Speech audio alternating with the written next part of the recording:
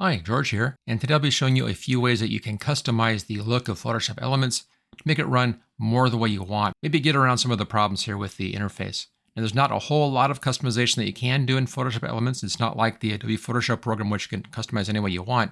But there are a few things you can do to help make Photoshop Elements run just a little bit better for you when you're working with it. Now, before we take a look at this, I just want to remind you that this channel is 100% fan supported. The only reason my videos are up here is because fans step in and help keep the channel going. And there are three things you can do to keep this channel up here on YouTube. One's real simple. Just hit that thanks button, bottom right-hand corner down there, and make a small donation to the channel. Those little donations really do add up and really will help keep this channel going here. The second one, of course, is even easier, and that's just to hit that subscribe button. If I can get my channel up to 100,000 subscribers, I then move into a new level on YouTube, and it makes it much easier then to support the channel. And the third way supports the channel the most, and that is my Photoshop Elements training courses. They really are the best way to learn Photoshop Elements. I don't do the videos like I'm doing here on YouTube. Instead, I walk you through the whole program and show you how each tool, each menu, each panel works, and all the different options and so forth. There's really a complete course on how to use the actual Photoshop Elements program, and it works in conjunction and partnership with this YouTube channel. So with both, you get the best learning experience. You'll find a link for my training courses right down there in the description. Okay, so now see what you can do here to customize how Photoshop Elements looks to make it easier for you to work. First couple of real basic things. The panel right-hand side over here, you can change what the panel is. This is the Layers panel. Bottom right-hand corner, you have a few options: effects, filters, styles, graphics in here. Back to Layers again. On the window menu, of course, you have all of these different options. Now you can only show one panel at a time on the right-hand side, but there is something which you can do in here to make this a bit easier to use. If you roll right over the dividing line here from the Workspace to the right side panel, if you go real slow and then stop right here, you get this double arrow. You can use that and grab that and actually drag this wider if you want to see more. Maybe you're putting in different titles up here for your different layers. You want to see what they say. You can actually make that wider just by dragging that wider. Or if you want a bit more working space, you can push that in. So you can go from down here up to over here. So you have that ability to adjust the width of that right side panel. And occasionally that does help quite a bit. You also can change the size of the thumbnail that's showing up in here. Just right click in the blank area. There's no thumbnail. Right click again. Here's a small thumbnail. Right click, medium thumbnails. That's what I normally use. Or right click and large thumbnail. Again, very easy. Now, if you use the large thumbnail, notice you're seeing less of the words. So you may want to then drag this out like that. And this makes it the easiest to see what's over here in the right side, especially on your layers panels. These also have come in here to effects. I can come in and expand those as well. Or over on graphics, same thing. I can expand that out. Just grab that right here. I can see 4 on a row or 3 on a row with just adjusting that right-hand side. So it's pretty easy to make that little adjustment. And again, this can make it easier to see if you have problems with these stuff over here being just too small when you're working. We also have the cursor in here. There's our cursor. It's pretty small by default.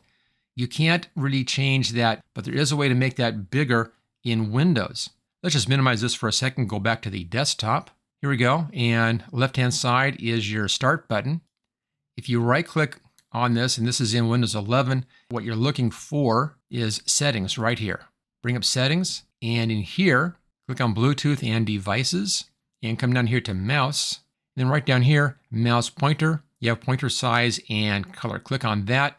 You can then change the color of the mouse. You can also change the size of the mouse right here. You can make the mouse larger or smaller right there. And this does work over in Photoshop Elements. Let me set this at 5, which is pretty good size. As you can see, they're very, very large. Let's minimize this and we'll go back to Photoshop Elements. And you can see sometimes you have a much larger arrow. In here, with the tool, it goes back to the normal size, the default size, but it is larger for a lot of the program. This may make it just easier to use. Personally, for me, this is too big, so I'll just change this back again, and I'll put mine back to the default, which is just a size of 1. Now, something else that you can do here to change sizes or adjust it is up with the Edit menu, come down to Preferences right here, and then come down to Display and Cursors. In here, you can change the cursor look. I normally use the standard for other cursors, and I normally use normal brush tip for my painting cursors. You can change this to precise or standard or full size brush. I just like this one. I always leave mine at the normal brush size. But more importantly, right down here for high density displays, there is a UI scale factor drop down. It has 2 settings, and it should be automatically giving you the right setting. But just in case, you can try the 2 different settings. Here's a small setting at 100%, and you'll set this at 200%. Now again, most of the time this should be giving you the right size, but it's worth a try. And this can change the look of your buttons over there on the left-hand side. So you may want to just try those, see how they go. But most of the time, automatic is going to be the right choice on that. Now to see this in action, you have to close down and then reopen Photoshop Elements. So let's see how that works. Right now I'm working on the automatic setting, which is the same as 100%. Go up to Edit, come back down to Preferences, and let's make that change again here. And we'll set this down to 200%, which is large. Choose OK. And I'll close the program down and then reopen it very quickly here. And then we go at 200%. Let's bring our picture back up again. And it fits in right there. Now this really works best if you have a real large size monitor or things are getting just way too small for you. I've got a medium sized monitor, so it's not really a problem for me at the 100%. But you can make it 200% larger for all your buttons and so forth. Notice that the cursor here stays the same. That hasn't changed size. So the cursor doesn't get any bigger, but everything else is increased by 200%. Now to go back to the regular size again, we'll have to go back up here to Edit, come back down to Preferences and Display and Cursors, change this back. I'll put mine at Automatic again, which is the same as 100% in my case. And we'll close this down and reopen it again. There we go. And I'll reopen that dog picture as well.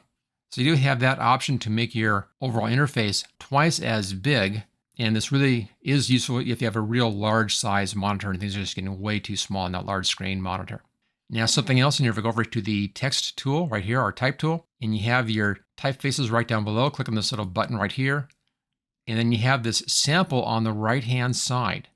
Now by default, this is a lot smaller.